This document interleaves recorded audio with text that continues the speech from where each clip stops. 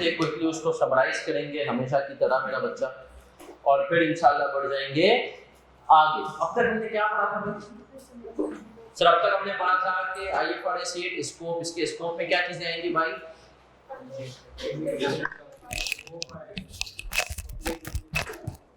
Sir ये apply होगा किन कंपनीज के ऊपर IFRS 8? कंपनीज, लिस्टेड कंपनीज और companies about to be list. Listed companies, companies about to be list, private company, public unlisted के ऊपर इसको अप्लाई नहीं होना। सर फिर हम और आगे बढ़े थे, और आगे बढ़ते हुए हमने क्या पढ़ा था, जल्दी बताएं। हमने कहा कि सर हमारे पास जो ऑपरेटिंग सेगमेंट होता है उसकी, ये IAS बेसिकली मकसद क्या था इसका आने का, क्यों वजूद में आया था? कंपनीज की P&L, प्रॉफिट, बैलेंस शीट वगैरह की चीजों के बारे में अलग अलग इंफॉर्मेशन डिस्क्लोजर मिल जाए, जो यूजुअली नहीं मिले थे। तो जब फिर IAS ने कहा इंफॉर्मेशन अलग देने के लिए सबसे पहले जरूरी है कि तुम आइडेंटिफाई करो स्टेप 1 में ऑपरेटिंग सेगमेंट क्या होता है। ऑपरेटिंग सेगमेंट में कितनी बातें होती हैं? 3 बातें। कौन सी 3 बातें? पहली बात हमने कहा कि एबिलिटी टू अर्न एंड इनकर एक्सपेंसेस। इसका मतलब ये है कि उसके अंदर सलाहियत हो कि कमाए और खर्च करे। हमने पढ़ा था कि सर इसके अंदर फाइनेंस की जितनी भी फील्ड्स हैं उसके अंदर से सिर्फ और सिर्फ कौन सा डिपार्टमेंट आता है? ट्रेजरी डिपार्टमेंट आता है। अदर देन ट्रेजरी कोई और डिपार्टमेंट नहीं आता। सर फिर हम और आगे बढ़े थे, और आगे बढ़ते हुए हमने क्या पढ़ा था? हमने क्या पढ़ा था कि सर जिसकी परफॉर्मेंस रिव्यू कौन करता हो? CODM। CODM कौन होता है? चीफ ऑपरेटिंग डिसीजन मेकर, और हमारे मुल्क के अंदर BOD। और तीसरी कंडीशन क्या थी इसकी? Discrete financial information. हमने MCQ में देखा कि इसने हमसे सवाल पूछा कि एक ऐसा स्टार्टअप ACC के MCQ में जिसने अभी तक कमाना शुरू नहीं किया, क्या वो हमारा ऑपरेटिंग सेगमेंट हो सकता है? हमने कहा यस सर, उसके अंदर सलाहियत है, एबिलिटी है। सर फिर हम और आगे बढ़े थे, और आगे बढ़ते हुए हमने क्या पढ़ा था? हमने पढ़ा था सर एग्रीगेशन क्राइटेरिया। हमने कहा यूनिलीवर ने कहा भाई हमारे तो 33 ब्रांड ऐसे हैं जो के ऑपरेटिंग सेगमेंट बनते हैं, तो क्या अब 33 के 33 का P&L, बैलेंस शीट, हम सब चीजें अलग से बताएं? स्टैंडर्ड ने कहा रुको जरा सब्र करो, हम तुम्हें बताएंगे किसके बारे में क्या चीज बतानी है। तो हमने कहा ठीक है। तब उसने हमसे क्या डिस्क्लोज करवाया उनका? उसने मैं कहा कि पहले उनको 5 चीजों में दे चेक कर लो, अगर सिमिलर है तो यूनिलीवर ने अपने 33 ब्रांड्स को 3 कैटेगरीज किया था, है ना सर? वो कौन कौन सी 5 क्राइटेरिया हैं aggregation? Nature of product and service. Nature का word is a broad word, सही है सर? बिल्कुल एग्जैक्ट सेम नहीं, नेचर वाइज सेम हो। यूनिलीवर ने कहा साबुन, शैम्पू, क्रीमें, ये सब किस में आ गई? एक ही इसमें आ गई, पर्सनल केयर के अंदर। इसी तरीके से उसने कहा फूड्स एंड रिफ्रेशमेंट्स में चाय भी ले रहा है, वो खाने पीने की चीजें भी ले रहा है, और हमने कहा आइसक्रीम भी ले रहा है, सही है? मतलब खाने पीने में नूडल्स वगैरह भी ले रहा है, आइसक्रीम भी ले रहा है। तो हमने कहा ओवरऑल ये नेचर वाइज।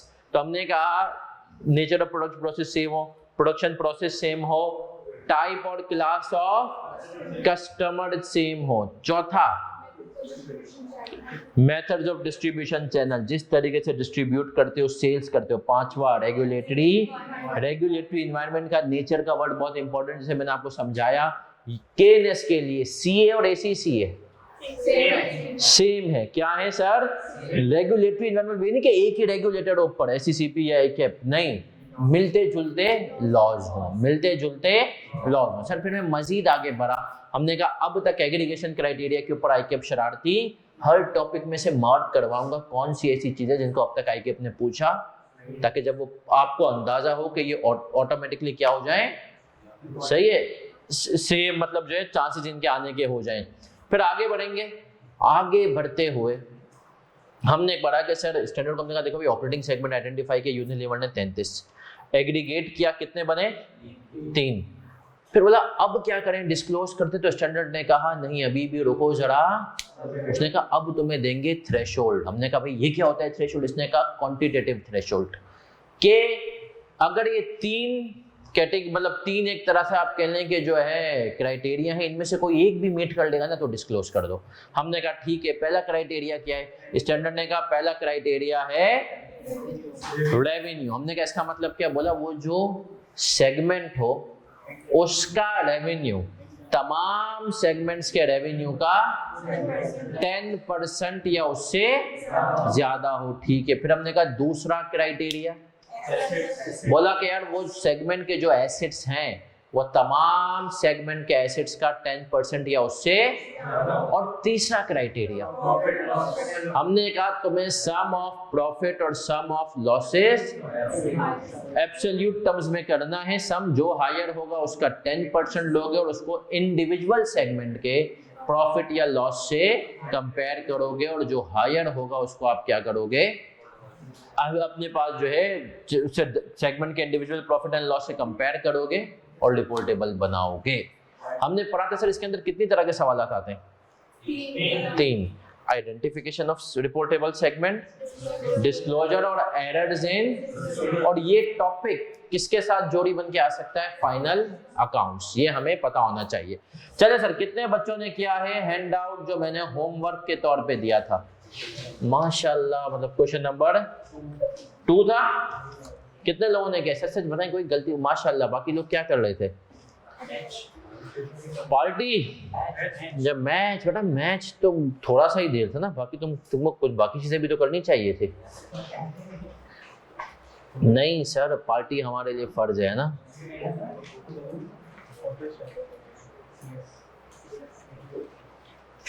इन दिनों कहाँ पढ़ने का दिल चाहता है ना। और हमारे मासूम से मतलब बहुत सारे टीचर्स पता है ये कहते हैं, मैं कहता हूँ यार वो कहते हैं बच्चों को ना एक टीचर मुझे मिले सीए फाइनल के, और वो कहते हैं यार तुम लोगों ने बच्चों को ना, तुम लोग बच्चों को होमवर्क देते नहीं हो ये सारे काम, या होमवर्क देते भी हो तो क्लासों में करा रहे हो, तो ये सारे काम तुम लोग है ना क्यों कराते हो? वो कहते हैं बच्चों को एक आध पास पेपर कराओ, इसके बाद खुद करें। मैंने कहा यकीन मानो ये कभी भी, मैं इनको मतलब हम जानते हैं ना, क्योंकि मैं भी नहीं करता था, तो मुझे पता था कि यार बच्चा बहुत तेज नहीं है, इसके पास डिस्ट्रैक्शंस बहुत हैं। आए sir, question number 2, hand out किसके पास नहीं है? हैंड आउट क्यों नहीं है तुम लोगों के पास भाई?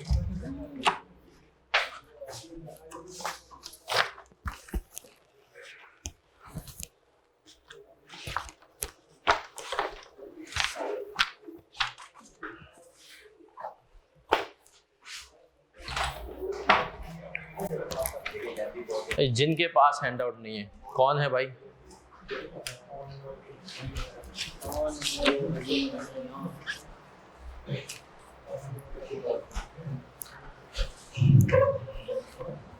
चलिए sir, question number 2, following information relates to Hasan limited, a company with 5 divisions of operation, wood, furniture, veneer, waste, other और total revenue from external customers, inter-segment revenue, reported profit, total assets. Which of the business divisions are reportable under IFRS 8 operating segment? अब सब ने बड़े गौर से इस सवाल को पढ़ लेना है। पढ़ लिया आपने तो हमें पता है कि सर ये सवाल किस चीज को बेसिकली केटर कर रहा है। भाई बताओ किस चीज को केटर कर रहा है? आइडेंटिफिकेशन ऑफ रिपोर्टेबल सेगमेंट, ऐसा ही है। तो इसमें सबसे पहला काम हम क्या करते हैं? मैंने इसका फॉर्मेट बताया था ना, थ्रेशोल्ड निकाल लेते हैं कि भैया रेवेन्यू के हिसाब से क्या क्राइटेरिया है। तो आए सर, क्वेश्चन नंबर 2,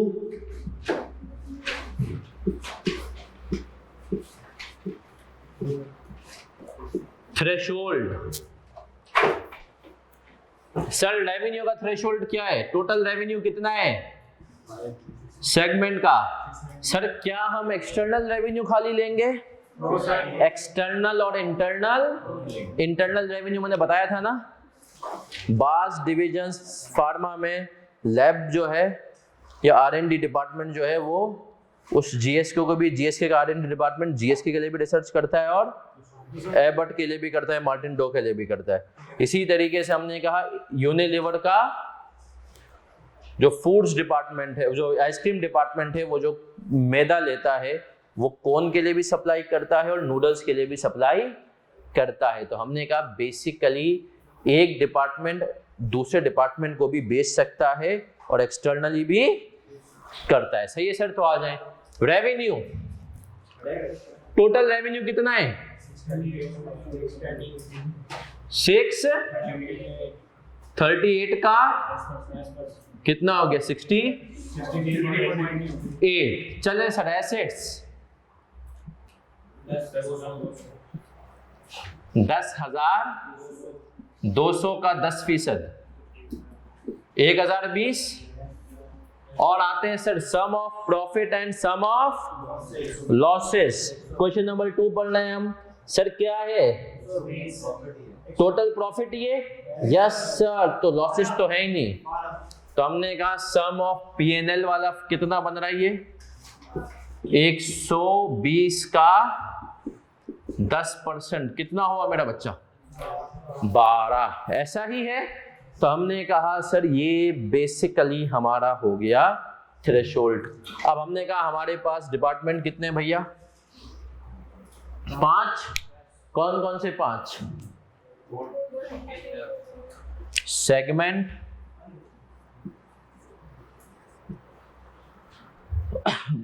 हमने कहा रेवेन्यू,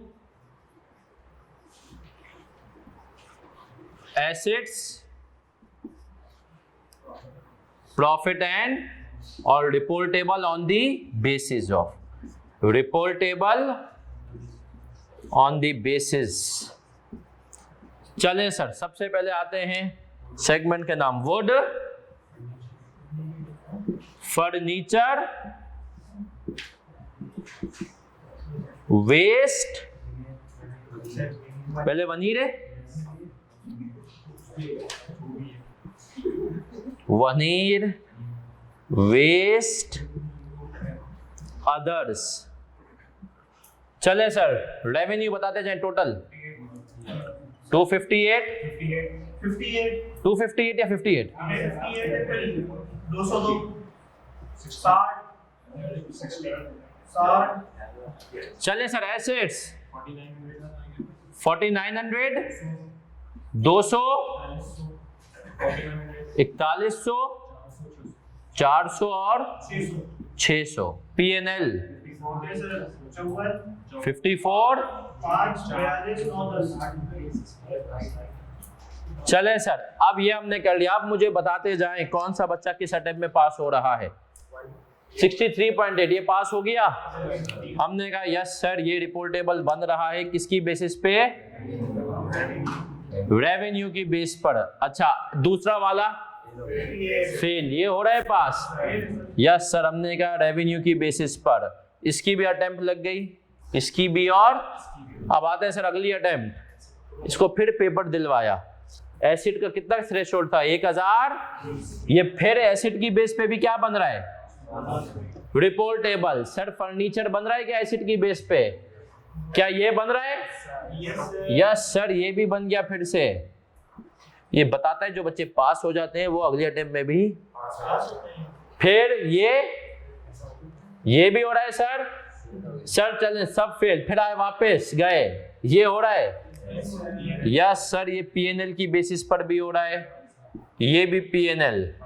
बाकी हमने कहा नॉट रिपोर्टेबल, ये अब रिपोर्टेबल ही भाई नहीं है। तो सर ये था बेसिकली इजी सा इसका कॉन्सेप्ट। और अब आप इस काबिल हैं, आप इस काबिल हैं कि आप इसका पास्ट पेपर भी अटेम्प्ट कर सकते हैं। सही है सर? ये कॉपी करना है तो किसी को जल्दी से कॉपी करे, फिर हम इसके पास्ट पेपर की तरफ जाते हैं। कर लिया घर से? तो होमवर्क करने के बाद अब आप इस काबिल हैं। नहीं ये होमवर्क था जो मुझे पता था आप लोग नहीं करते हैं ना, लेकिन सर अब जो अगला फर्नीचर तो बेटा नहीं बना, सिर्फ 3 है। अपना वुड है और इसके केस में वनीर है बस। लेकिन सर अब आप इस काबिल हैं कि आप पास्ट पेपर का सवाल कर सकते हैं।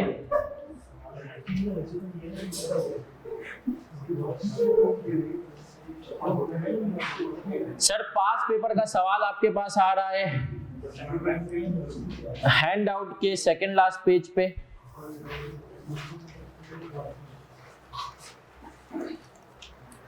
हीरा limited autumn 19 diamond limited 7 number का सवाल है। कितने नंबर का? Page number 14 last second last page. Diamond limited वाला सवाल है। 7 नंबर के सवाल को करने के लिए आपके पास 10 मिनट है, शुरू हो जाए। 10 मिनट है, 7 नंबर का सवाल आपने करना है।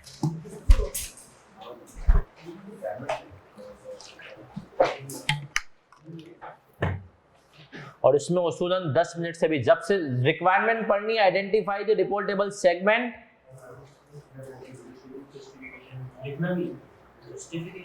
अलॉन्ग विद ब्रीफ जस्टिफिकेशन वाला कॉलम ये है, reportable on the basis of, बस ये इतनी सी जस्टिफिकेशन है।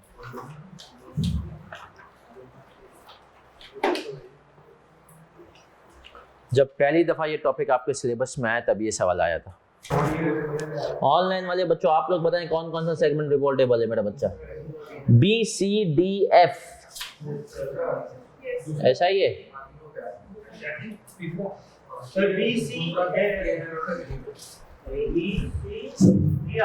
ये नहीं तेरा, ये आ गया रिपोर्टेबल है। हमारे कुछ दोस्त चले सर सवाल पहले पढ़ लेते हैं जब तक बाकी लोग करते रहे, क्योंकि सर ये सवाल था easy. Diamond limited a listed company है 6 ऑपरेटिंग सेगमेंट्स, ठीक है जी। These segments do not have similar economic, sir इस लाइन का मतलब क्या है? These segments do not have similar economic characteristic, इनको आप एग्रीगेट नहीं कर सकते। ये लिखा हुआ है these segments do not have, ऐसा ये सिमिलर इकोनॉमिक कैरेक्टरिस्टिक्स हमने पढ़ाएंगे, हम डायरेक्ट टेबल से शुरू है ना।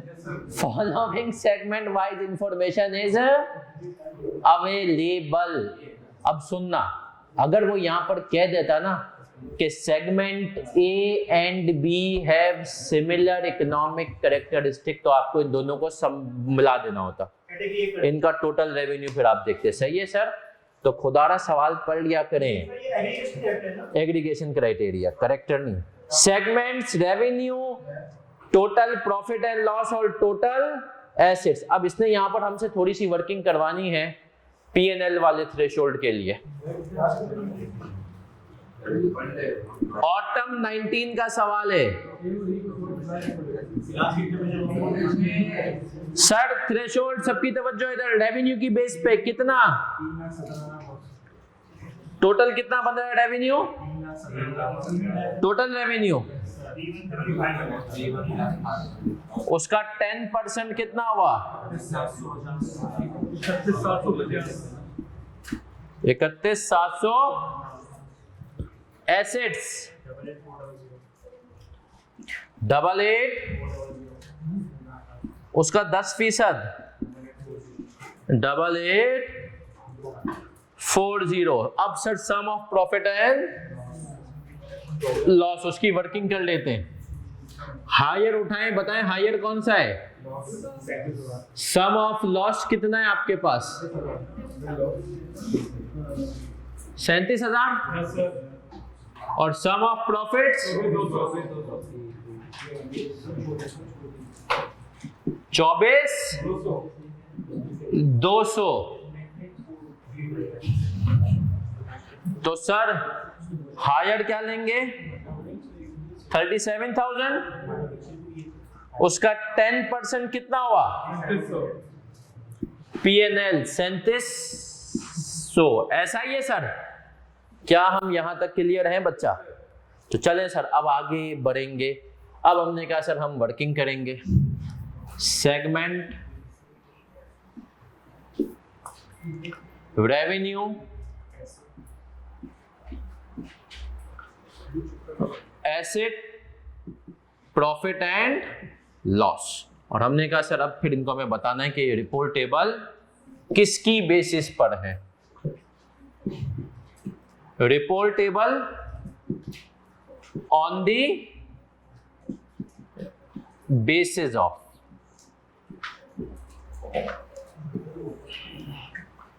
चलिए sir A B C D F,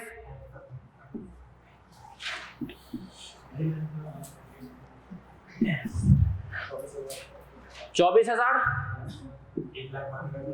1,00,000, 26,500, 24,000, 23,000, 28,000, 5,400, 48,000, 47, 45,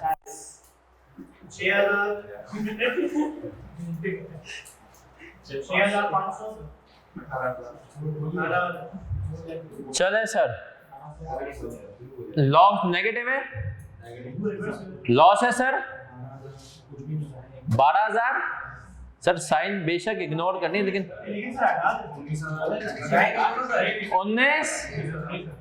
19,000 profit है, लॉस प्रॉफिट, प्रॉफिट लॉस, और ये प्रॉफिट। चले सर, अब इधर देखने हमने कहा पहला वाला नॉट रिपोर्टेबल, ना इसका ये है 5400 भी नहीं है, और तो हमने कहा क्या हो गया, नॉट रिपोर्टेबल। अब सुनना, बी सर तीनों रिपोर्टेबल है बी, यस सर तीनों की बेसिस पर है ना, हमने कहा रेवेन्यू की बेस पर भी है सर। सी सिर्फ हमने कहा पीएनएल की बेस पे रिपोर्टेबल बन रहा है। डी सिर्फ पीएनएल नॉट रिपोर्टेबल। अब आप आईकेप की शरारत सुने। अब देखें इसमें आप चाहें ना तो इसमें आप एक लाइन तो लिखेंगे A B B C D and F R, B C D and F R reportable. ये तो आपने एक लाइन लिखनी है, सही है, जब भी आईकेप का सवाल आए। अब आईकेप की शरारत बच्चों ने भी यही किया, आईकेप ने बच्चों को पता है पूरा सवाल ऐसे किया, पूरा सवाल ऐसे किया, लेकिन बच्चों को आईकेप ने 7 में से 4 नंबर दिए। क्यों? बच्चे ने ये वाला कॉलम नहीं बनाया, बच्चे ने यहाँ पे सिर्फ इतना लिख दिया कि ये रिपोर्टेबल है, ये reportable yes yes yes, no no yes. आईकेप ने कहा मैंने मार्किंग स्कीम के अंदर 4 नंबर दिए थे आइडेंटिफिकेशन के और 3 नंबर दिए थे जस्टिफिकेशन। जस्टिफिकेशन का मतलब क्या है? Reportable on the basis of. क्या हम क्लियर हैं ऑनलाइन वाले बच्चों? अब सर लेकिन सवाल यहाँ पे कंप्लीट, अभी इसका एक वैसे कंप्लीट हो गया है, इसमें बस एक लाइन, 1 मिनट रुकना ऑनलाइन वाले बच्चों।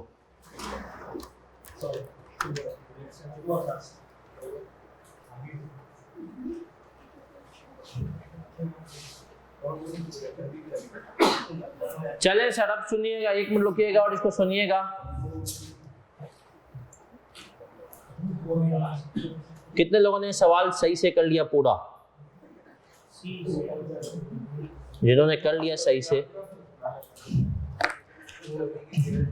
चले सर अब सबने इधर देखना है। कैमरा क्यों मसला कर रहा है? अच्छा ये FIR 2 में क्यों करता है भाई?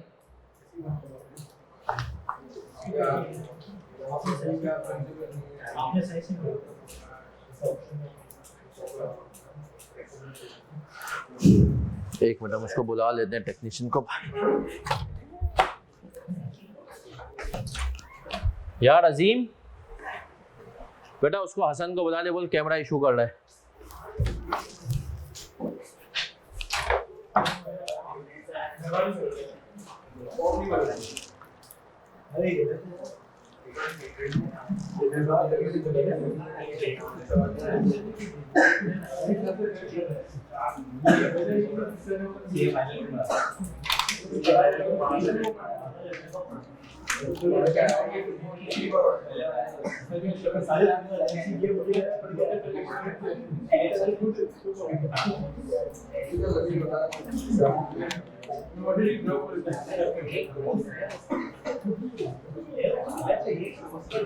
बेटा FPNL में रिपोर्टेबल इसलिए नहीं है, PNL का क्राइटेरिया 3700 था और ये कितना है 2900।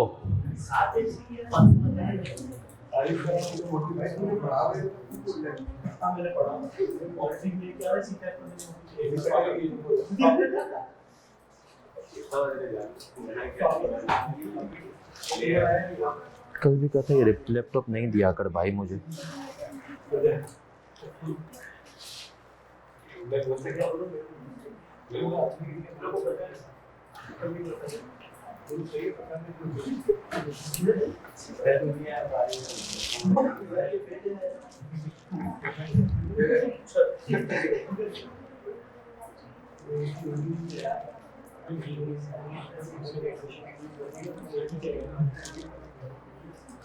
चलें बच्चों आगे बढ़ते हैं। अब हमने कहा था आज का दूसरा लर्निंग आउटकम क्या है, wild card entry. Sir wild card entry क्या होती है? तो वैसे ही तो क्या वाइल्ड कार्ड एंट्री क्या होती है, जिसको हम अपनी नॉर्मल जबान में क्या कहते हैं, पर्ची, है ना। एक बंदा क्राइटेरिया मीट नहीं करता लेकिन पर्ची होती है और आपने कहा उसको टीम में खिलाना ही खिलाना है। जैसे खुशदिल शाह ने काफी टाइम कोशिश की लेकिन कभी कभी ये पर्ची सही भी होती है, जैसे इमामुल हक, है ना सर। तो पर्ची कभी भी बुरी चीज जरूरी नहीं है। क्या कभी कभी होता है भाई एक बंदे को एक बेनिफिट है लेकिन वो बंदा ऐसा काबिल भी हो। मेरा एक दोस्त था, उसके अब्बा यूनिलीवर के डायरेक्टर थे। अब यूनिलीवर में हम लोगों का 80 लोगों का इंटरव्यू हुआ, 3 सिलेक्ट हुए, उसका अकेला का हुआ और वो सिलेक्ट हुआ। लेकिन वो बंदा खुद काबिल भी था। सही है सर, मेरे पास अक्सर यहाँ पर भी एक बहुत सारे पॉइंट है। ऐसे ऐसे स्मार्ट लोग, खामोशी, ऐसे ऐसे लोग स्मार्ट लोग मौजूद हैं। भाई तेरा मामू फर्ग्यूसन का पार्टनर है, तेरा मामू KPMG का पार्टनर है और तेरा किसी फर्म में नहीं हो रहा, लेकिन सर मैं मामू की सोर्स नहीं लगाऊंगा, खुददारी एकदम से। मैंने कहा भाई सही है, लेकिन मैंने कहा यार देख, अब मामू अगर पार्टनर है तो यहाँ पर तुझे चले जाना चाहिए। और ऐसे लोग जिनका मामू मामू कोई नहीं, पता नहीं कितने दूर की सोर्स लगा के भी जाते हैं। सही है।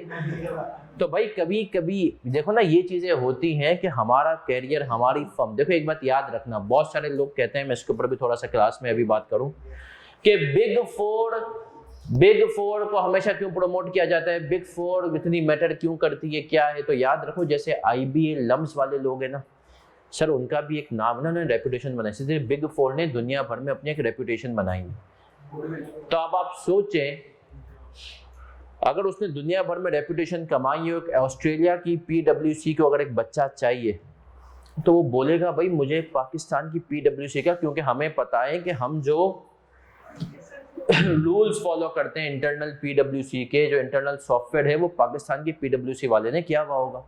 अब बिग फोर की प्रेजेंस है थ्रू आउट वर्ल्ड।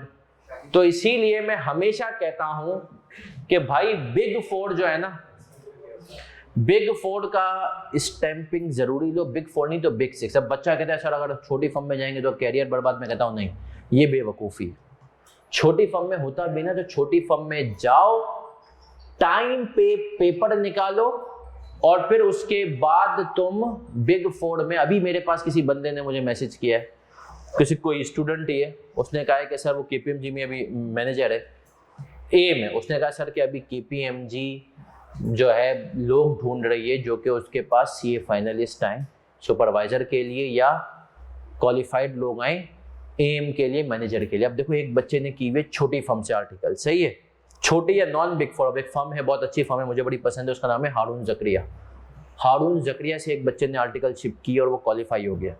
उसको मैं कहता हूँ तुम खाली 1 साल KPMG में चले जाओ, क्योंकि बाहर जब आप जाती हो ना तो वो ये नहीं कहते तुम्हारे पास पूरी आर्टिकल्स होने चाहिए KPMG के, नहीं, वो कहते हैं 1 साल का तजुर्बा चाहिए। तो अब जिस बच्चे ने आर्टिकल्स छोटी फर्म से की, उसके बाद 1 साल का तजुर्बा ले लिया ना उसने बिग 4 का, या आप बिग 6 कह ले, तो he is as good as big 4 qualified accountant. तो ये नहीं होता कि छोटी फर्म में तो कैरियर बर्बाद, नहीं, छोटी फर्म में एक बहुत अच्छा बेनिफिट और भी है कि सर छोटी फर्म, मुझे अपनी फर्म करने में, सर मुनीर को अपनी फर्म करने में टाइम लगा। मेरे जितने दोस्त जो छोटी फर्म में थे ना, उन सब ने आर्टिकल्स के फौरन बाद अपनी, क्योंकि हमने यूनिलीवर देखा हुआ था अपने पास ऑडिट में, हमने GSK देखा हुआ था, यूनिलीवर GSK हमें देख के ही लगता था कि यार इनका ऑडिट हमें कभी नहीं मिल सकता, सही है। तो लेकिन हमारे अंदर वो कॉन्फिडेंस नहीं आया आर्टिकल्स खत्म होने के बाद कि अपनी फर्म खोलते हैं। लेकिन छोटी फर्म वाले बच्चे ने बहुत छोटा क्लाइंट भी देखा हुआ था, उसको कॉन्फिडेंस था कि यार ये ऑडिट हमें मिल सकता है। तो उसने जैसे ही आर्टिकल्स खत्म की उसने अपनी फर्म खोली। और जब आपको पता है फर्म हो या कोई भी बिजनेस हो, शुरू के 3 से 5 साल मुश्किल होते हैं, सही है। तो क्या हुआ, जब हम अपनी फर्म के स्टेज पर आए तो वो दोस्त माशाल्लाह ऑलरेडी 3 से 5 साल का पीरियड गुजार चुके थे। तो अब जितने भी लोग हैं, चाहे आप मुझसे पूछें, सर मुनीर से पूछें, सब यही कहते हैं कि यार फर्म में थोड़ा पहले आ जाना चाहिए था, ज़्यादा अच्छा होता, क्योंकि वो जो क्रूशल पीरियड कोविड के पीरियड में गुजारना थोड़ा सा मुश्किल हो गया। तो सर बेसिकली पॉइंट क्या था कि जिंदगी बिग 4 पे खत्म नहीं होती, और हम थे वाइल्ड कार्ड एंट्री के पर्ची, किस पे थे। अब स्टैंडर्ड ने भी बोला कि यार देखो, एक तो मैंने क्वांटिटेटिव थ्रेशोल्ड बना लिया, लेकिन कभी कभी तुम्हें किसी ऐसे सेगमेंट को भी रिपोर्टेबल बनाना पड़ेगा जो कि क्राइटेरिया मीट। हमने कहा भाई ये क्या मतलब, स्टैंडर्ड ने कहा मैं बताता हूँ।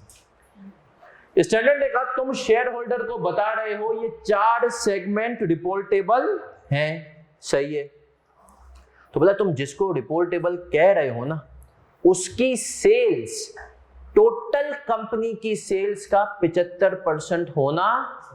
बोला अगर जो BCDF की जो सेल्स है, एक्सटर्नल सेल्स, अगर वो टोटल सेल्स का 75% नहीं हुई ना, तो मैं तुम्हें कहूंगा बाकी 2 में से किसी एक को उठाओ और उसको भी रिपोर्टेबल बना दो, उसको दे दो वाइल्ड कार्ड एंट्री। पॉइंट फिर समझो, इसने कहा जिन सेगमेंट्स को तुम रिपोर्टेबल कह रहे हो तो वो इतने इंपॉर्टेंट, इतने बड़े होने चाहिए कि उनकी सेल्स टोटल कंपनीज का सेल्स का 75% होनी चाहिए। कि शेयर होल्डर को, टोटल एक्सटर्नल शेयर होल्डर को तुम कम से कम भाई ये बता दो कि तुम्हें जो हम डिस्क्लोजर दे रहे हैं वो 75% ऑफ सेल्स का है। अगर 75% उनकी सेल्स नहीं हो रही तो फिर किसी भी एक सेगमेंट को इजाफी उठाना है, वो क्राइटेरिया मीट नहीं करता होगा, क्योंकि तुम क्राइटेरिया की टेस्टिंग तो पहले ही कर चुके हो। वो क्राइटेरिया मीट नहीं करता होगा, लेकिन तुम्हें उसको उठा करके क्या बना देना है, रिपोर्टेबल सेगमेंट बना देना है, उसको देनी है वाइल्ड कार्ड एंट्री। ये ऐसा ही है जैसे क्रिकेट टीम के लिए 11 लड़के चाहिए, हैं ही 10 लड़के। एक बंदे को बुलाया, उसने कहा कि भाई मुझे तो क्रिकेट खेलने, आप ना कोई मसला नहीं, तो खाली फील्डिंग करेगा, साथ ले गए आप उसको, सही है, 11 पूरे करने के लिए। तो आए सर पहले इस बात को इस सवाल में टेस्ट करते हैं और फिर यहां पर हम एक लाइन लिखेंगे, 75% रूल इज कंप्लाइड विद। अब इधर देख लेना, 75% रूल, पेपर में इसका नाम मैं कहता हूं वाइल्ड कार्ड एंट्री है, एक्चुअल में वाइल्ड कार्ड एंट्री नहीं, इसका नाम क्या है 75%। अब इधर देख लेना इसकी हम टेस्टिंग कैसे करते हैं, वर्किंग 75% रूल की। फॉर्मूला क्या होता है, external sales of reportable segments divided by total external sales, total sales multiply by 100। अब जरा रिपोर्टेबल सेगमेंट्स की टोटल BCDF की एक्सटर्नल सेल्स बताएं कितनी आ रही है, 255। चले सर, हमने कहा एक्सटर्नल सेल्स हमारे पास आ गई 184 plus 22 plus 24 plus 25 divided by total कितनी है 270 मल्टीप्लाई बाय 100 कितना आ गया 72%। तो हमने कहा 91.72, इसका मतलब है इनकी सेल्स 75% से, अगर सपोज करो ये निकलता 74 तो हमें ए और ई में से किसी एक को उठाना पड़ता और उसको क्या बनाते रिपोर्टेबल। जबरदस्ती अपनी मर्जी से नहीं, इस्तिखारा करेंगे सर, हमें देखना है स्टैंडर्ड खामोश है, तो अब इसका मतलब क्या है जिसकी ज्यादा एक्सटर्नल सेल्स होगी। अब आप देख लें ए की ज्यादा है या ए की तो एक्सटर्नल है ही नहीं, तो क्या बनता है ई बनेगा, तो हम किसको उठाते। लेकिन इस सवाल में क्या हमें ये करने की जरूरत है नहीं सर, क्योंकि हमने कहा ये जो 4 है ये इनकी सेल्स ही कितनी हो गई 91 तो इसकी जिस्ट क्या है, स्टैंडर्ड कहता है जिनको तुम रिपोर्टेबल कह रहे हो तो भाई वो कम से कम 75% तो हो सेल्स की मद में। अगर 75 से कम है तो मुझे नहीं पता, किसी भी एक को उठाओ रिपोर्टेबल बना दो, क्योंकि शेयर होल्डर का हक है कि उसे 75% की डिटेल्स मिलनी चाहिए कम से कम। हाँ 75% सेल्स की एक्सटर्नल सेल्स। तो सर ये कॉपी कर लें, फिर इसको पढ़ते हैं। ये आप समझें कि सिवाय डिस्क्लोजर के आपने इसके सारे कॉन्सेप्ट पढ़ लिया IFRS 8 के। सिर्फ क्या नहीं पढ़ा अभी आपने जी बेटा, अगर ये वाली जो है do not have similar economic characteristics, अगर वो सिमिलर तो हम उनको मिला देते। सपोज कर अगर वो कहता ना ए और बी के सिमिलर इकोनॉमिक कैरेक्टरिस्टिक्स हैं, तो हम वर्किंग में क्या करते, सेगमेंट में यूं लिखते ए एंड बी। अच्छा और सारे अमाउंट आगे सवाल है। ऐसे सवाल आईकिप ने नहीं बनाया, मैंने अपना बनाया हुआ है, वो आएगा वो करेंगे, क्योंकि आईकिप ने अभी तक इस चीज को टेस्ट नहीं किया एग्रीगेशन क्राइटेरिया को, हम खुद करेंगे। सर आईकिप ने अभी तक क्यों नहीं किया, क्या आईकिप ने कहा कुछ चीजें बाद में भी पूछेंगे। तो सर इसके ऊपर आईकिप ने पिछली 2 अटेम्प्ट से बच्चे को नहीं छेड़ा है, एक्सपेक्टेड है। कितने लोगों ने पिछली अटेम्प्ट का FAR 1 का पेपर का कैश फ्लो अकाउंट का कैश फ्लो टाई आया है?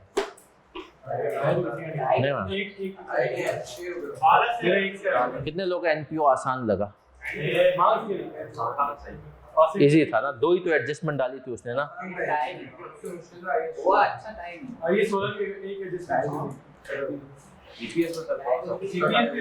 कैश फ्लो कितने लोगों को इजी लगा?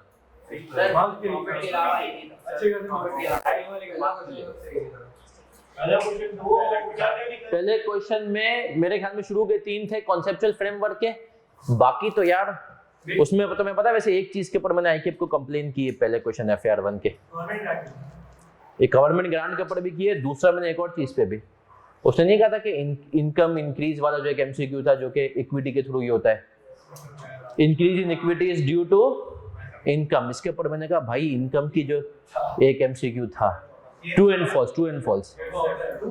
हाँ तो मैंने आईकिप को बोला यार देखो ये जो तुमने इनकम की डेफिनेशन पूछी है ना ये IFRS 15 की है, पढ़ेंगे हम। और मैंने कहा IFRS 15 में उसने डिफाइन किया है इनकम को, और तुमने उसको पूछ लिया FAR 1 में जिसके सिलेबस में ही IFRS 15। तो आईकिप मैं आपको बता रहा हूँ, देखें आईकिप हमसे पूछते हैं, इसके ऊपर अमल भी करता है। आईकिप की तरफ से मुझे इंडिविजुअली ईमेल आई कि सर आप पूरा पेपर रिव्यू करें और हमें बताएं कि कोई ऐसी चीज जो कि आपके हिसाब से सिलेबस से, तो मैंने कहा देखें 2 चीजें ऐसी हैं, एक तो ये, दूसरा मैंने कहा जो कंसेशनल लोन का ट्रीटमेंट है ना इसमें लायबिलिटी की रीमेजरमेंट में पड़ता है IFRS 9। तो खैर उसकी तरफ से अनऑफिशियली मुझे आईकिप से जवाब मिला कि हमने बच्चे को थोड़ी बोला था कुछ कंप्यूट करके देख, हमने तो कहा कि स्टडी टेक्स्ट में जो पेजेस थे उसी की जिसको छाप देता। मैंने कहा देखें सर ये चीज़ सही, इसको अगर आप पूछना है आप इसको FAR 2 में इनसे पूछें आप कि IFRS 9 पढ़ लेंगे। तो खैर आईकिप फीडबैक लेता है, हर अटेम्प्ट में लेता है यार। जब टीचर्स की तरफ से ज़्यादा आता है ना तो आईकिप थोड़ा सा इसमें कंसिडर, ऑफिशियली नहीं अनऑफिशियली कंसिडर करता है कि यार हाँ, अब जैसे मैंने ना इनकम की डेफिनेशन ही IFRS 15 डिफाइन कर रहा है जो आपने पूछी है, उस पर मेरे हिसाब से हर बच्चे को मार्क्स मिलना चाहिए। आईक्यूब इतना बुरा नहीं जितना तुम समझते हो। हाँ सर, ये भी एक जो चलता है कि सर के सवाल में, जी बिल्कुल होता है, ऐसा होता है कि 100 नंबर का पेपर हो, उसके एक्चुअल मार्क्स आपको 110 नजर आ रहे हो। नजर क्यों दिखाएगा? होता है कि अगर आपने एक आध गलती की तो भी आपने पूरे मार्क्स कर लिए हो। और ये मुझे आईक्यूब के लोगों ने कहा है, आईक्यूब के लोगों ने कहा है कि भाई सर आप बच्चों को खुदारा ये समझाएं कि अगर ये 90-95% का पेपर भी अटेम्प्ट कर लेते हैं और कॉन्सेप्ट सही लगा लेते हैं ना, तो ये घबराए नहीं, ये पास हो जाते हैं। बोला ये मसला तब होता है जब ये पेपर छोड़ते हैं। कसम खुदा की, मुझे एक आईक्यूब के एग्जामिनर ने कहा, कॉस्टिंग सबने पढ़ा हुआ है, कॉस्टिंग ने अभी एमएफए में पढ़ोगे तुम लोग, उस टाइम पे कॉस्टिंग में था। बोला मैंने 6 साल की अगर बच्चे से पूछिए नेट प्रेजेंट वैल्यू, जब वैल्यू न्यूज निकालते हैं, बोला उसके अंदर अगर बच्चे ने 4 साल की निकाल ली और 2 का टाइम खत्म हो गया ना, बच्चे को बोलो आगे बढ़ जाए, वो उस सवाल में 40% जो इजी मार्क्स से ले चुका है। अब वो किसकी तरफ बढ़ रहे हैं? उसको अगले सवाल की तरफ, उसके इजी मार्क्स ले। वो यकीन मानो ये अक्सर एग्जामिनर, मैं क्यों कहता हूँ भाई ये सब टेक्निक्स, पासिंग ट्रिक्स, ये आईक्यूब कहता है कि यार ये बच्चों को समझाओ कि ये पागल आदमी ये एक सवाल में फंसता है तो फिर निकल ही नहीं सकता है, परेशान हुआ फिर रहा है, परेशानियां। तो वैसे भी तेरे पूरे मार्क्स, तुम्हें पता है आज तक आईक्यूब की हिस्ट्री में, आईक्यूब की हिस्ट्री में आज तक उसके फाइनल लेवल तक कितना टाइम हो गया, एक बंदा है जिसने एक पेपर में 97 लिए थे, बाकी सब ने उससे कम ही लिए हैं। और वो बंदा पता है कौन था? सर खलीलुल्लाह शेख, जो यहाँ के ऑनर है। उस टाइम पे शब्बर साहब जो है ना, शब्बर जैदी, वो थे आईक्यूब के प्रेसिडेंट। उनके आए 97 मार्क्स मैनेजमेंट अकाउंटिंग कॉस्टिंग का जो वर्जन था ना अबव वाला एडवांस, उसके अंदर शब्बर जैदी साहब। अच्छा, उनके फाइनल के अंदर 5 गोल्ड मेडल थे। उनको शब्बर जैदी ने बुला लिया, शब्बर जैदी ने बुलाया, बोला भाई अच्छा उनको अनऑफिशियली मतलब जो है ये बुला के बोला भाई देख मुझे एक बात बताओ कि यार तुम हाँ क्या चीज़ हो तुम? बोला क्यों? बोला यार मैं तुम्हारी कॉपी 5 लोगों से चेक करवाई कि इसको 97 से कम दो। बोला 2-3 ने तो पूरे 100 दिए, 1-2 ने 97। अब सर खलील क्या कहते हैं? वो कहते हैं आप इसमें अल्लाह की मसलियत देखें, बड़े गौर से सुनना। सर खलील कहते हैं कि मेरा रूट किसी ज़माने में अगर आप ACCA करते थे ना तो आपको सिर्फ CA के 2 पेपर देने होते थे और आपका CA पूरा हो गया। उससे पहले ACCA कर लिया, CA वैसे ही मिल जाता था। सही है। तो उन्होंने कहा यार मैंने जब किया ना, उनकी ये तकरीबन अटेम्प्ट आई 2000 के, उस टाइम पे रूल हो गया कि आपको पूरा CFEP देना पड़ेगा, सिर्फ कैफ तक की एग्जाम। सर खलील ने कहा मुझे बहुत बुरा लगा कि यार एक तो मैंने ACCA इस चक्कर में किया कि मुझे सिर्फ 2 पेपर देने और मेरा CA हो गया। बोला यार सी नहीं, उन्होंने ये कर दिया। तो मुझे बहुत बुरा लगा कि यार ये तो ज्यादती हो गई, मुझे अब पेपर देने पड़ेंगे CFEP के। बोला अल्लाह ने उसमें मेरे लिए इज्जत रखी थी और मैंने CFEP के पेपर दिए और 5 में गोल्ड मेडल ले लिया। तो बाज़ मर्तबा आपको बुरा लगता है लेकिन वो चीज़ क्या होती है। और मैं आपको ना तो भाई और आईक्यूब परेशान था। चले सर, तो क्या हमें ये चीज़ क्लियर है? क्या ये सवाल सर इजी था? इसके कॉन्सेप्ट पूरे खत्म हो गए। ऑपरेटिंग सेगमेंट आइडेंटिफाई करना है, सही है। फिर दूसरे नंबर पे आपने एग्रीगेट, फिर तीसरे नंबर पे रिपोर्ट। अब सर आते हैं उस चीज की तरफ जिससे आपको लगता है डर, वो है जज्बात का इजहार। अब इसमें जरा आपको ACCA, सर क्या इसमें हम बहुत पुराने सवाल नहीं करेंगे? इसमें है ही नहीं, क्योंकि जब ये CA फाइनल में था तब उसके 1-2 सवाल अभी डालें, तब वो 15 साल में एक दफा पूछता था, तो उसको कह रहे ऊपर पूछ नहीं सकते, तो CA फाइनल से आपके सिलेबस में डाल दिया ऑटम 19 में। तो अब ये यहाँ पर आया तो इसने अब तक ऑटम 19 से अब तक 3 मरतबा इसको पूछा है, लेकिन ACCA इसके ऊपर कभी कभी सवालात बना लेता है। अब जो अगला सवाल है उस सवाल में आप हजरात को जज्बात का इजहार सिखाया जाएगा, क्योंकि जज्बात का आपके पास भरे पड़े। इजहार नहीं कर पाते हैं ना।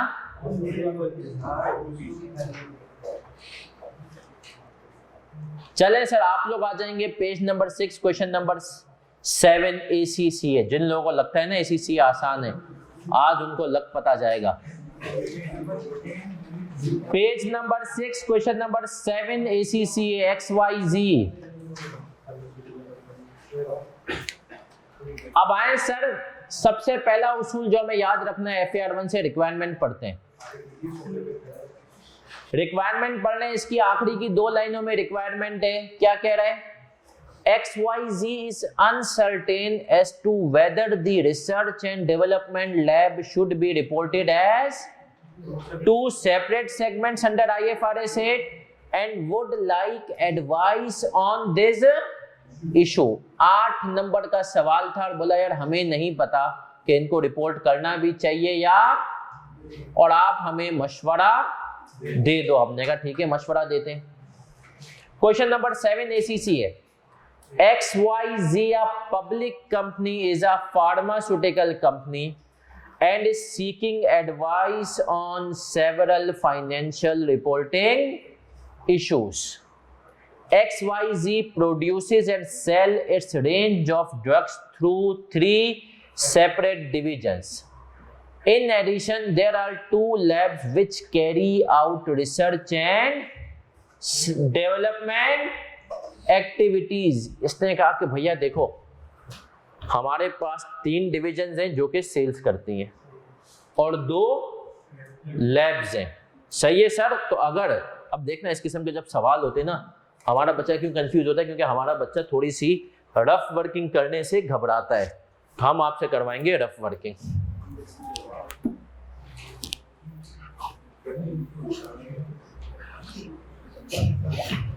रफ वर्किंग करवाएंगे। तो अब जरा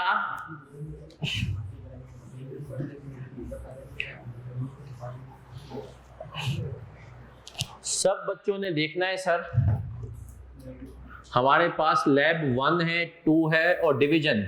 ये क्या आ गई सर? डिवीजन 1, डिवीजन 2, डिवीजन और 2 लैब्स हैं ए एंड। अब तक का स्ट्रक्चर ये है, 3 डिविजन्स हैं, 2 लैब्स हैं। क्योंकि पहले इसकी ड्राफ्टिंग आप करेंगे फिर मैं करवाऊंगा।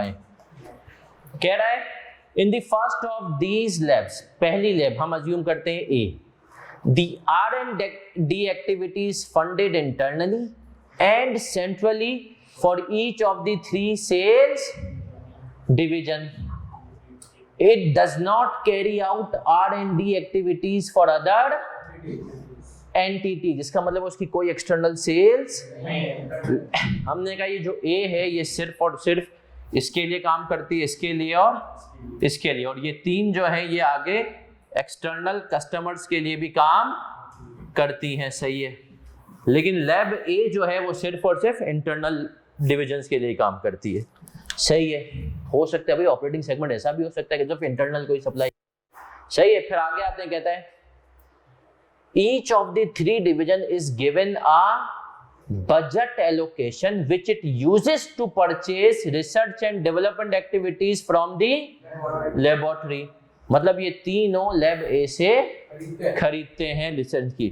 Lab is directly accountable to the division heads for this expenditure. अच्छा, अब ये जो लैब है ना, लैब ए की बात है।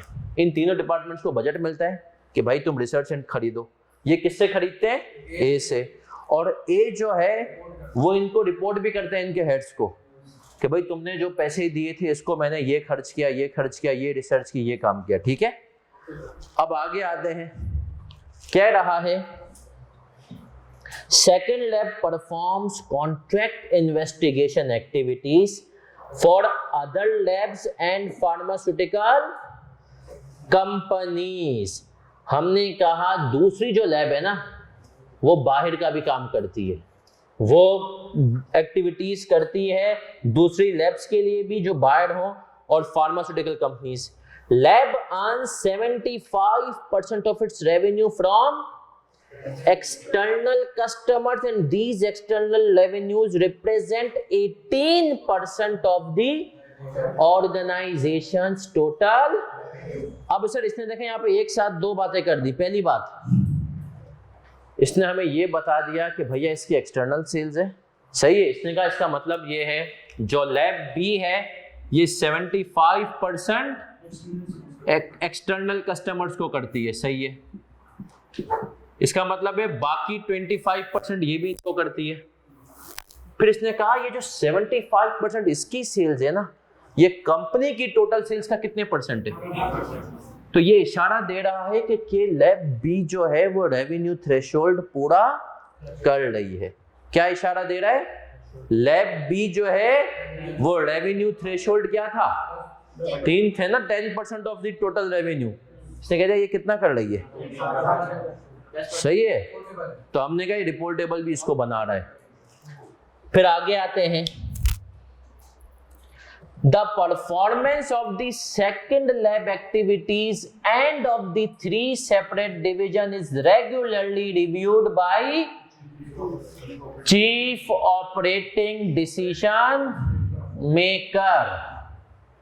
अब मुझे बताएं कि सर इसने कहा सेकंड लैब की दिखता है और 3 डिविजन्स की, तो क्या लैब ए की दिखता है? वो नहीं।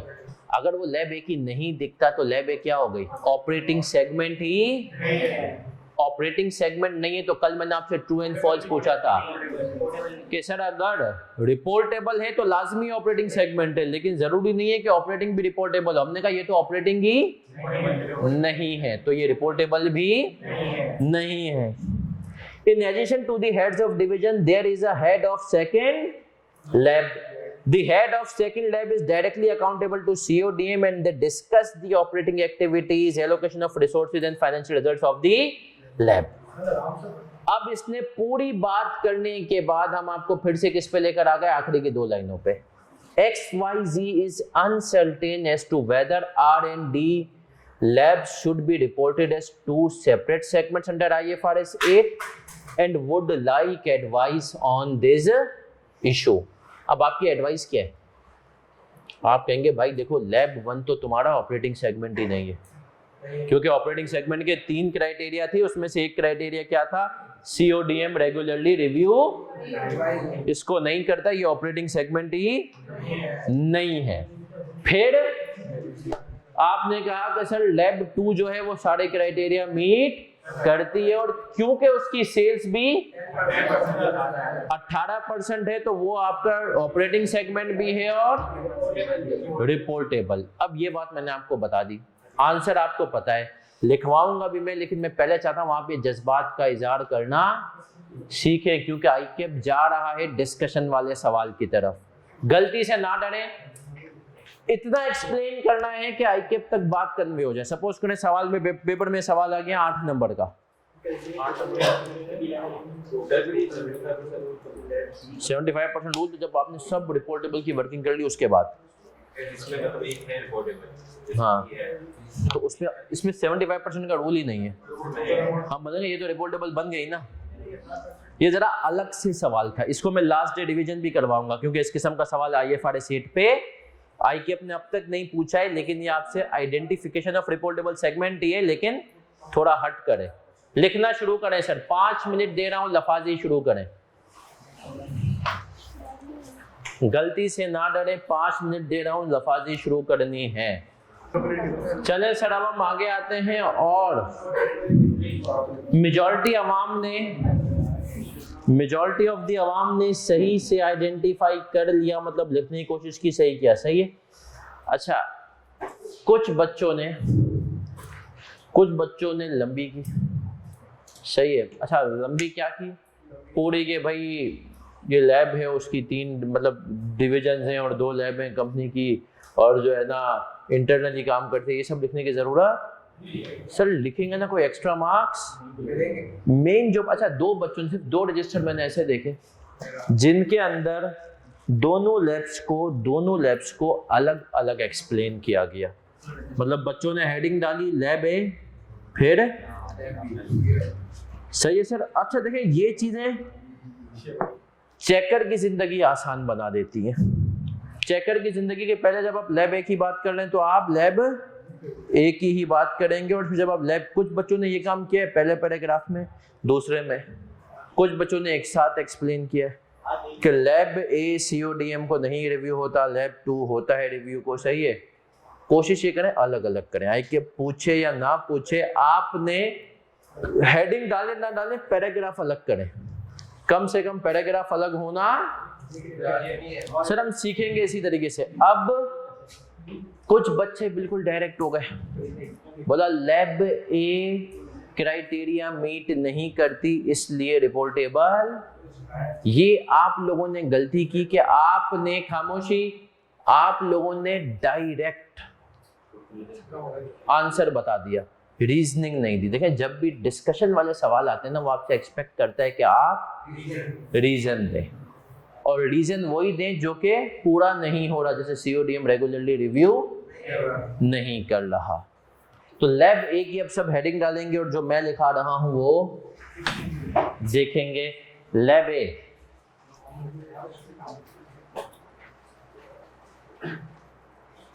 कि भैया लैब ए क्या है।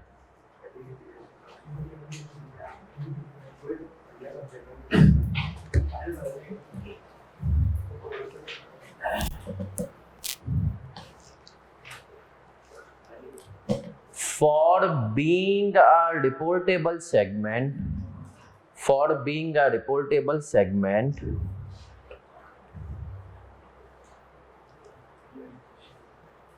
for being a reportable segment, first a segment needs to fulfill the criteria. First a segment needs to fulfill the criteria of operating segment. First, the segment needs to fulfill the criteria of operating segment, comma, since results of lab A are not reviewed by, since results of lab A are not reviewed by CODM, hence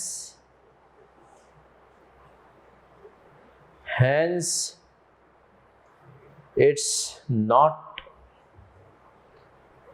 an operating segment. Hence it's not an operating segment. Hence it is not an operating segment. आपने पहले बता दिया कि भाई reportable के लिए पहले क्या होना चाहिए, ऑपरेटिंग, और लैब ए जो है वो ऑपरेटिंग सेगमेंट ही नहीं है। सही है सर, तो आपने कहा इसीलिए वो रिपोर्टेबल भी। क्या मैं यहां तक क्लियर हूं? अब आगे बढ़ेंगे। हमने कहा सर अगला पॉइंट क्या था, हमने कहा सर अगला पॉइंट था लैब बी। लैब बी की हेडिंग डालें।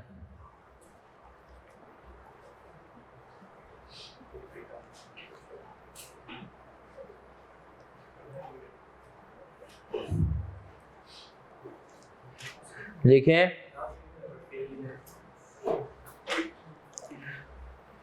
lab B meets the criteria,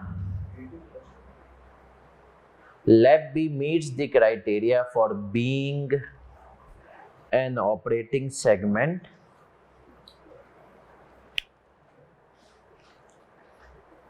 Lab B meets the criteria for being an operating segment as its results are also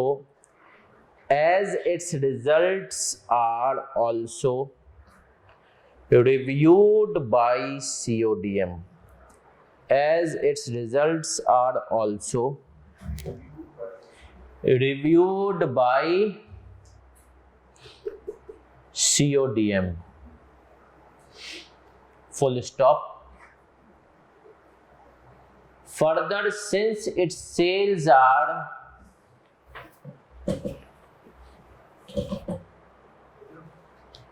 Further, since its sales are also greater than 10%,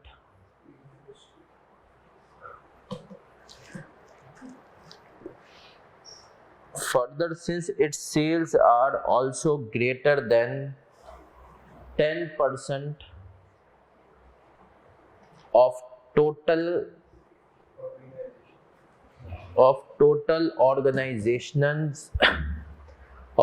organization's revenue, hence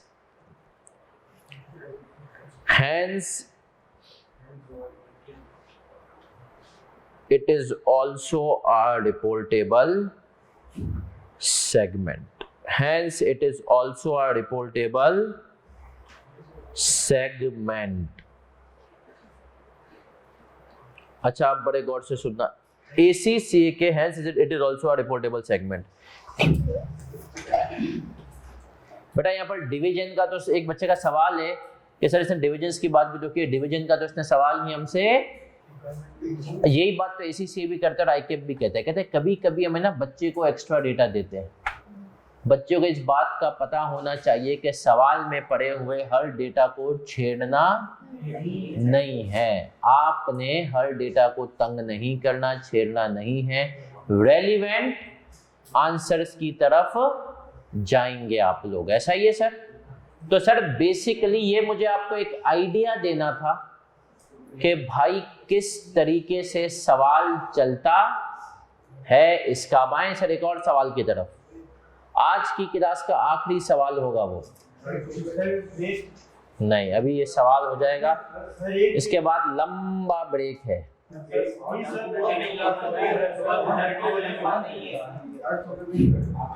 चलें sir आ जाते हैं, अगला सवाल आप लोग करेंगे। सवाल का नाम है क्वेश्चन नंबर 10, ICAP की क्वेश्चन बैंक का सवाल है, लेकिन ये वैसे CA फाइनल का सवाल है। CA फाइनल में एक आध दफा ये सवाल आया और इसकी दो रिक्वायरमेंट्स है, पेज नंबर 8 है, क्वेश्चन नंबर 10 है। In according with the requirements of IFRS determine the reportable segments of KT Limited and show how these reportable segments and necessary reconciliations would be disclosed in KTL's financial for the year ended 31 December 2015. Question number 10 ICAP question B, KSA and TNS Limited. KSA and TNS Limited, KTL, a listed company, is engaged in chemicals, soda ash, polyester, paints and pharma businesses. Results of each business segment for the साल ended 31 March 2015 are as follows. अब देखिए इसने आपको sales भी दी हुई है, gross profit भी और ऑपरेटिंग एक्सपेंसेस भी है। सर इसने हमें कहा है कि 3 क्राइटेरिया, एक तो सेल्स का है, एक एसेट का है, तीसरा किसका है, प्रॉफिट का। अब इसने मुझे बताया प्रॉफिट ग्रॉस प्रॉफिट का है या ऑपरेटिंग प्रॉफिट का है या नेट प्रॉफिट का है। सर जितना आप लोअर प्रॉफिट निकाल सकते हैं वो, लोअर मतलब पहले ग्रॉस प्रॉफिट आता है उसके बाद ऑपरेटिंग, तो यहाँ पर हमें ऑपरेटिंग प्रॉफिट निकालना पड़ेगा, ऑपरेटिंग एक्सपेंस माइनस करने के पास ग्रॉस प्रॉफिट से। फिर कह रहा है inter segment sale by chemicals to polyester and soda ash, chemical ही बेच रहा है, पॉलिस्टर को भी और soda ash is 28 and 10 million, मतलब केमिकल की जो सेल्स है ना इसके अंदर इंटरनल सेल्स भी शामिल है, वो कितनी है 28 मिलियन पॉलिस्टर को बेच रहा है और सोडा ऐश को total 30 respectively at a contribution margin of 30%। Sir इसने कंट्रीब्यूशन मार्जिन में यहाँ पे दे दिया, इसको आप यहाँ पर अज्यूम करें जीपी की मद में, वो क्योंकि इस समय फिक्स कॉस्ट के बारे में बताया नहीं सर ना, तो CM is equal to gross, जिन बच्चों ने कॉस्टिंग पढ़ी हुई उनको अंदाजा होगा व्हाट इज कंट्रीब्यूशन मार्जिन, लेकिन आप इसको जीपी लिख दें, जीपी है। सर इसके बाद की जो 3 लाइनें ना, इसको आप ऐसे ही इग्नोर करेंगे जैसे जिंदगी में लोगों ने आपको किया है। अब इस सवाल में आप लोग निकालेंगे रिपोर्टेबल सेगमेंट्स और उसके बाद 75% रूल भी टेस्ट करेंगे, देखेंगे कि इसमें 75% रूल लग रहा है या नहीं लग रहा। अभी करना है, अभी अभी। आज की क्लास का ये आखिरी सवाल है पक्का। नहीं डिस्क्लोजर नहीं है अभी, कल डिस्क्लोजर भी कर लो और बोल।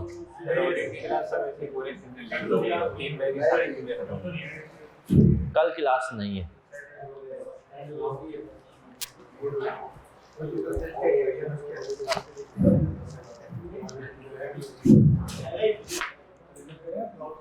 फोन खुद से करना ही है। तेरा दोस्त है हम्माद खत्री, एक 2 क्लासों में दोस्त ऑनलाइन था ही।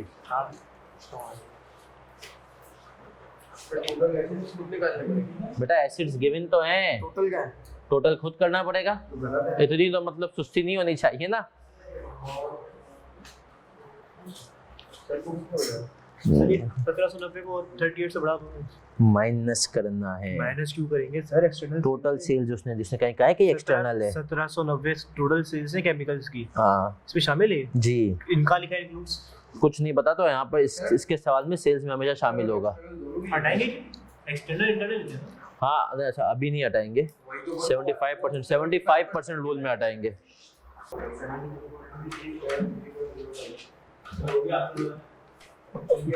75% रूल अप्लाई हो रहा है? क्यों आग रूल अप्लाई होगा? आप मुझे बताओ कि इसमें किसको बनाओगे? सबसे ज्यादा एक्सटर्नल सेल्स किसकी है? फार्मा की। तो फार्मा क्या बन जाएगा? रिपोर्टेबल। अब आप फार्मा को ऐड करके देखें 75% बन रहा है। अगर 75% बन रहा है तो ठीक है, नहीं तो हमें किसी और को भी ऐड करना पड़ता है ना सर। अच्छा मुझे बताएं टोटल रेवेन्यू कितना हो गया? रेवेन्यू का टोटल कितना है? ये 27,200 है। ये 27,200 है। 2732 का 10% कितना हुआ? ग्रेटर देन इक्वल टू, सही है सर। एसिड्स कितने टोटल? इसका 10%।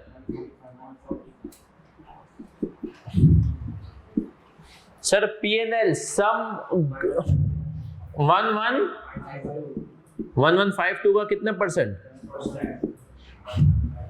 115.2। ऐसा ही है मेरा बच्चा। अच्छा अब देखें पेपर में आप लोग गलती क्या करते हैं सर। पेपर में ये सवाल मैक्सिमम कितने नंबर का आएगा? 8 नंबर। टेस्टिंग लेवल क्या है इसका?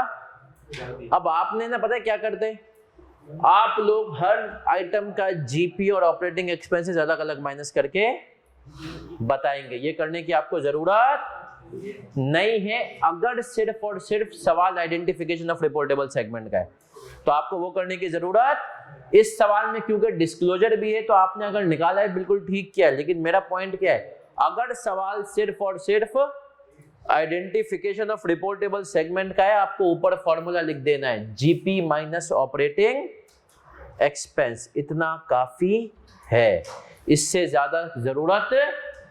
तो अब आए सर वर्किंग करते हैं। हमने कहा सेगमेंट्स कौन कौन से?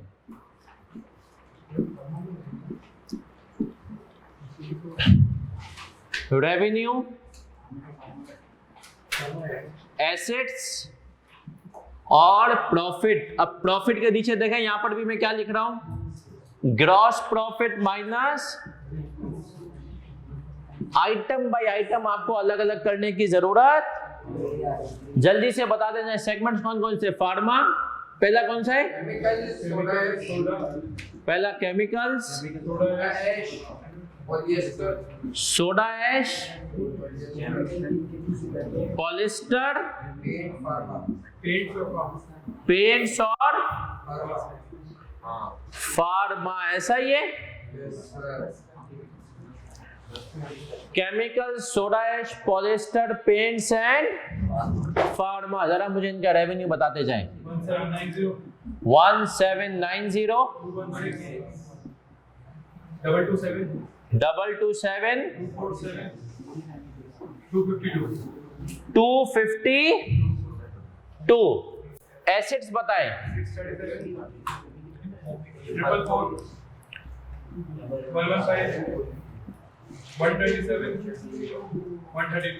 130। Gross profit minus 1060 219। Reportable on the basis of, अब बताएं। केमिकल तीनों की बेसिस पर है 270। हमने कहा यस सर, हमने कहा भैया ये रेवेन्यू की बेस पर भी है, एसिड्स भी और पीएनएल भी। दूसरा सिर्फ और सिर्फ एसिड्स की बेस पर। इसके बाद कोई है? अब सुनना, यहां पर अब क्योंकि आपने 75% रूल अप्लाई पढ़ लिया है, तो अब आप यहां पर नॉन रिपोर्टेबल नहीं लिखेंगे। आप पहले चेक करेंगे 75% रूल अप्लाई हो रहा है या नहीं। अगर अप्लाई हो रहा है तो किसी भी एक सेगमेंट को आपको रिपोर्टेबल बनाना है, जैसे कि इस सवाल में हो रहा है। कैसे? हमने वर्किंग की 75% रूल की। चले sir, total external sales of reportable segment. Reportable segment कौन से थे? केमिकल्स 17। इसमें एक्सटर्नल सेल्स इंटरनल कितनी थी? 38 की। और उसकी तो हमने कहा सारी की सारी। अब मुझे बताएं इसका टोटल कितना है? 2732। इसमें से 38 कौन से माइनस करेंगे? 2732 माइनस इनटू कितना हो गया? अब आपने कहा इसका मतलब ये है कि भाई हमें किसी एक सेगमेंट को वाइल्ड कार्ड एंट्री देनी पड़ेगी, क्योंकि जो रिपोर्टेबल बन रहे हैं उनका टोटल कितना आ रहा है? 70। अब मुझे सर स्टैंडर्ड यहाँ पे खामोश है। देखो स्टैंडर्ड हर चीज तो नहीं बताएगा ना, बोलेगा यार कुछ तो अपना भी दिमाग लगा भाई। तो स्टैंडर्ड खामोश है कि अब तुम किसको रिपोर्टेबल। यहां पर देखो कंपनी खेल सकती है। कंपनी नहीं चाहती कि हमारा जो है फार्मा की डिटेल्स कहीं जाए, तो कंपनी ऑडिटर के साथ ये खेल सकती है कि भाई मैं फार्मा को नहीं बना रहा, मैं किसको बना रहा हूँ। और ऑडिटर लीगली कुछ भी नहीं। लेकिन ये तो जब कंपनी को खेलना होगा। लेकिन एग्जाम के पॉइंट ऑफ व्यू से किसको उठाना है? नहीं, हायर सेल्स के हिसाब से। भाई हमारे लिए 75% रूल में क्या चीज इंपॉर्टेंट है? सेल्स। तो सेल्स के हिसाब से हायर कौन है? फार्मा। तो हमने कहा फार्मा को हम चेक कर दें। फार्मा को ऐड करने के बाद क्या पोजीशन है? तो डेफिनेटली बढ़ी रही है। प्लस 216 प्लस 200 2732 माइनस 30 इंटू कितना हो गया? 82। सर अब सुनना, हम इन दोनों के आगे लिखेंगे नॉट रिपोर्टेबल, नॉट रिपोर्टेबल, और इसके आगे क्या लिखेंगे? बेटा वाइल्ड कार्ड एंट्री का वर्ड तो मैं आपको बता रहा हूं, एग्जामिनर को नहीं लिख के ना वाइल्ड कार्ड बोलेगा पेपर में वाइल्ड हो गया है भाई। ये लड़का 75% रूल, क्या कहते हैं इसको हम? 75%। अब आपने कहा यार ये फार्मा को मैं रिपोर्टेबल बना रहा हूं किसकी बेसिस पर? 75% रूल। इसका मकसद ये है कि भाई कम से कम शेयर होल्डर को जो तुम ब्रेकअप बताओ उसमें 75% वाले तो हो, सेल्स वाले तो हो। तो सर क्या ये आसान है? तो सर इसके अभी इस सवाल का अगला पार्ट क्या है? डिस्क्लोजर, जो कि हम करेंगे परसों की क्लास में। लेकिन जाते हुए होमवर्क तो लेके जाओ। अच्छा 1-2 सवाल तो होमवर्क बनता है ना। हाँ तो मैं होमवर्क क्लास में मुझे, क्योंकि मुझे कम उन बच्चों के लिए जिनको घर से कुछ ना कुछ पढ़ना होता है। नहीं करना होता सर, किसी को नहीं करना होता। आप लोग क्वेश्चन नंबर 12 आपका होमवर्क है।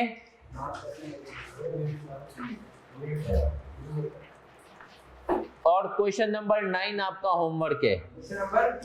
12 और क्वेश्चन नंबर 9 आपका होमवर्क है।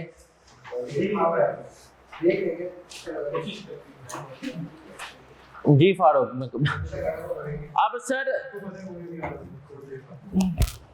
क्या यहाँ तक हम क्लियर हैं?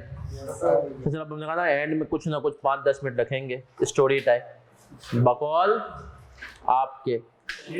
और सर स्टोरी टाइम के अलावा भी कहीं ना कहीं कुछ ना कुछ गाइडेंस आपको कि यार जिंदगी में एक छोटी सी चीज के ऊपर, टॉपिक के ऊपर बात करूंगा। एक आजकल हमारे यहाँ पे बड़ी चीज चल चुकी है कि भैया आर्टिफिशियल इंटेलिजेंस आ रही है तो सीए तो खत्म, टाटा। बहुत सारा बच्चा परेशान है कि यार मैं इस वजह से मेरे साथ कुछ जो है ना, मैं ऐसा नहीं सीए कर लूँ उसके बाद कोई बोले कि आपकी तो कोई वैल्यू नहीं है। तो सर याद रखें, दुनिया भर में यहाँ पे एक थोड़ी सी गाइडेंस के लिए कि दुनिया भर में आज भी सीए के कोर्सेज ऑफर हो रहे हैं, वहां पर भी बच्चे एनरोल हो रहे हैं, यहाँ पर भी, क्योंकि आपको पता है हमसे पहले बाकी लोग टेक्नोलॉजी फॉलो करते हैं। तो सर क्या एआई के आने के बाद से हमारी वर्थ कम होगी? नहीं, हमारी वर्थ कम नहीं होगी। हाँ, हमें एक चीज जो आप लोगों के लिए बहुत अच्छा है, जिसको आप हजरात ने आगे देखना भी है, वो ये है कि सर आप लोगों को शायद अभी आईके पे कोर्स भी करा रहे हैं डेटा एनालिटिक्स का, वो आपको करने की जरूरत, वो तो आईके पैसे ही पैसे बनाना चाह रहे हैं, सही है, लेकिन वो यूजुअली क्वालिफाइड हम जैसे लोगों के लिए जरूरी है कि हाँ भाई जिनको अगर आगे कोई फील्ड चेंज करनी है, हाँ आप लोग क्वालिफिकेशन करें, लेकिन इसके साथ साथ दुनिया भर में मेरे जितने भी दोस्त अभी पाकिस्तान से बाहर हैं, वहां पर बिग 4 अब फोकस करने लगी हैं डेटा एक्यूमुलेशन पे, वो डेटा एनालिटिक्स, डेटा की मदद से चीजों को प्रेडिक्ट करना। तो सर ये जो चीजें हैं इसके ऊपर काम जरूरी है आगे जाके आफ्टर क्वालिफिकेशन आप लोगों के लिए, वो भी उन लोगों के लिए जो कि पाकिस्तान से बाहर सेटल होना चाहते हैं। उसके अलावा सर यहाँ पर अल्हम्दुलिल्लाह अभी सीएस को कोई मसला नहीं है। हाँ, जो एआई आकर चीज़ों को ख़त्म करेगी वो होगा जो नॉर्मल डेबिट क्रेडिट वाला काम होता है, शायद आप कहते हैं जिसको हम कहते हैं बुक कीपिंग, सही है।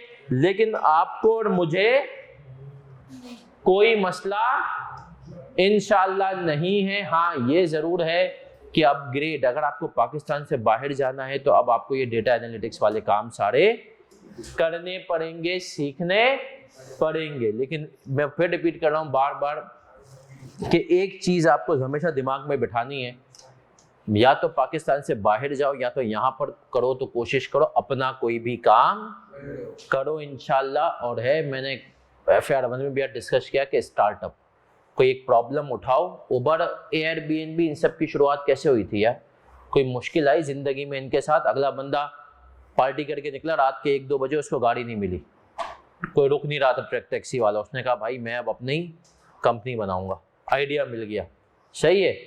2 लोग कॉन्फ्रेंस के लिए गए, उन 2 लोगों को जब वो कॉन्फ्रेंस के लिए गए तो उनको जगह नहीं मिली, वो कॉन्फ्रेंस इतनी बड़ी थी कोई होटल में, और उनके पास पैसे भी कम थे। उन्होंने के दिमाग में आया कि यार ये लोग जो खाली खाली बंगले लेके बैठे हुए हैं, 2-2 3-3 लोग खाली रहते हैं, ये हमें कमरा किराए पर, वो वापस अपने शहर में, उन्होंने कहा बाहर में जाए सारे धंधे इस पे काम करते हैं। और आज एयरबीएनबी उन्होंने बना दी दुनिया भर की सबसे बड़ी अकोमोडेशन प्रोवाइडिंग कंपनी। तो कभी कभी ज़िंदगी में आपके साथ कोई प्रॉब्लम आती है तो शायद अल्लाह की तरफ से वो एक मौका होता है, एक अपॉर्चुनिटी होती है। और मैं बार बार कहता हूँ, एक सीए के पास जो नंबर्स की ग्रिप होती है ना, तो अगर वो सही काम कर लेना तो कोई ना कोई बिजनेस इस्टेब्लिश। बट अनफॉर्चुनेटली हमारे, आप देखेंगे सीएस बहुत ज़्यादा हम सीएस नहीं करते, हम सभी, रीज़न बीइंग क्या है कि हम एक कॉन्सेप्ट पढ़ते हैं जिसका नाम है प्रूडेंस, और वो हमें सिखाता क्या है, नेगेटिव सोचना, ख्वाब देखने से रोकना। ख्वाब देखने चाहिए। आज की क्लास सर यहीं तक रखेंगे, हम मिलेंगे इंशाल्लाह सैटरडे को, मोस्ट प्रोबेबली दोपहर के टाइम में ही क्लास है, सही है। तो सैटरडे को मिलेंगे, इसके डिस्क्लोजर देखेंगे, और सैटरडे को मोस्ट प्रोबेबली ये स्टैंडर्ड खत्म हो जाएगा। तो मिलते हैं इंशाल्लाह सैटरडे को। अपना ख्याल रखिएगा, दुआ में याद रखिएगा। अल्लाह हाफिज। समीर बेटा इसलिए हुआ क्योंकि 75% सेल्स होनी चाहिए थी रिपोर्टेबल की, जो कि हमारे पास थे केमिकल पॉलिएस्टर, उनकी नहीं हुई तो हमने फार्मा को ऐड कर लिया। 2:30 बजे होगी मोस्ट प्रोबेबली। चले, कोई और सवाल मेरा बच्चा? ओके, अल्लाह हाफिज।